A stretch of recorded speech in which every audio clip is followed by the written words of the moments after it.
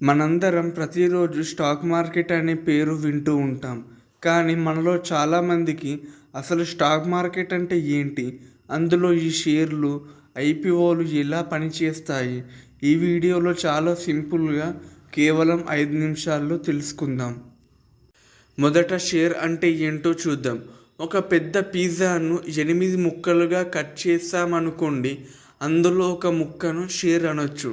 అలాగే ఒక పెద్ద కంపెనీకి ఉన్న మొత్తం వాల్యూని చిన్న చిన్న భాగాలుగా విడగొడితే ఆ ఒక్క భాగాన్ని షేర్ అంటారు. మీరు రిలయన్స్ లేదా టాటా కంపెనీలో ఒక షేర్ కొన్నారంటే ఆ కంపెనీలో మీరు కూడా ఒక చిన్న ఓనర్ అయినట్లే. కంపెనీకి లాభం వస్తే మీకు లాభం, లేదా కంపెనీకి నష్టం వస్తే మీకు కూడా నష్టం. మరి ఈ షేర్లను మనం ఎక్కడ కొంటాం? మనం కూరగాయలు కొనడానికి మార్కెట్కి వెళ్తాం కదా, అక్కడ అమ్మేవారు ఇంకా కొనేవారు ఇద్దరు ఉంటారు. సేమ్ టు సేమ్ ఈ షేర్లను అమ్మేవారు మరియు కొనేవారు ఇద్దరు కలిసే చోటే స్టాక్ మార్కెట్ అంటారు. మన ఇండియాలో దీనికి సంబంధించి 2 మెయిన్ మార్కెట్స్ ఉన్నాయి. మొదటిది బిఎస్సి అంటే బాంబే స్టాక్ ఎక్స్చేంజ్, ఇంకా రెండవది ఎన్ఎస్సి అంటే నేషనల్ స్టాక్ ఎక్స్చేంజ్. మనం మన ఫోన్లో వాడే జీరోదా, గ్రో, అప్స్టాక్స్ లాంటి యాప్స్ అన్నీ మనల్ని బిఎస్సి, ఎన్ఎస్సికి కనెక్ట్ చేసే బ్రోకర్లు మాత్రమే. మనం యాప్లో ఆర్డర్ పెడితే వాళ్ళు ఎక్స్చేంజ్ ద్వారా షేర్లని కొని మన డీమ్యాట్ అకౌంట్లోకి వేస్తారు. ఇదంతా బాగానే ఉంది, కానీ అసలు ఈ పెద్ద పెద్ద కంపెనీలు స్టాక్ మార్కెట్లోకి ఎందుకు వస్తాయి? దీనికి సమాధానమే ఐపీఓ అంటే ఇనిషియల్ పబ్లిక్ ఆఫరింగ్. ఒక చిన్న ఉదాహరణ చూద్దాం. మీది ఒక సూపర్ హిట్ బిజినెస్ అనుకుందాం.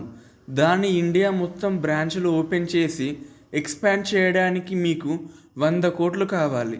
బ్యాంక్కి వెళ్ళి అంత పెద్ద లోన్ తీసుకుంటే వడ్డీ కట్టలేక కంపెనీకే రిస్క్. లేదా ఏదైనా పెద్ద ప్రైవేట్ ఇన్వెస్టర్ దగ్గరికి వెళ్తే వాళ్ళు మీ కంపెనీలో సగం వాటా అడిగే ఛాన్స్ ఉంది. అందుకే ఆ కంపెనీ డైరెక్ట్గా పబ్లిక్ దగ్గరికి వస్తుంది. మాకు 100 కోట్లు పెట్టుబడిగా ఇవ్వండి, దానికి బదులుగా మా కంపెనీలో కొన్ని షేర్లు మీకు ఇస్తాం అని ఆఫర్ చేస్తుంది.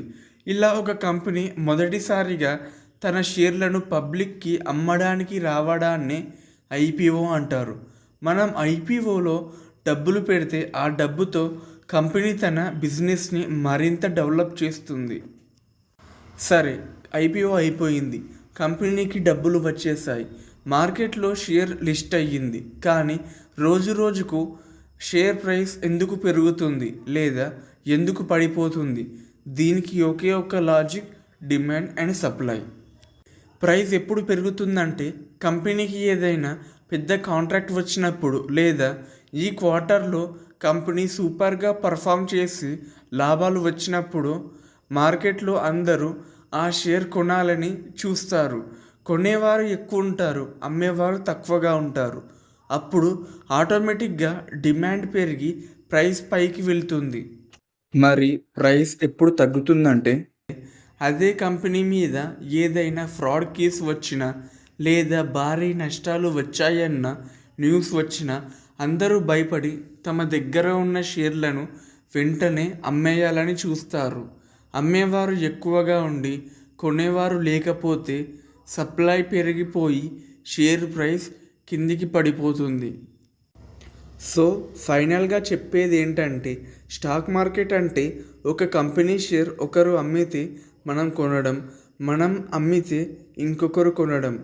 మీకు గనక మా కంటెంట్ నచ్చితే వీడియోకి లైక్ చేయండి. ఇలాంటి మరిన్ని వీడియోల కోసం మా ఛానల్ని సబ్స్క్రైబ్ చేసుకోండి.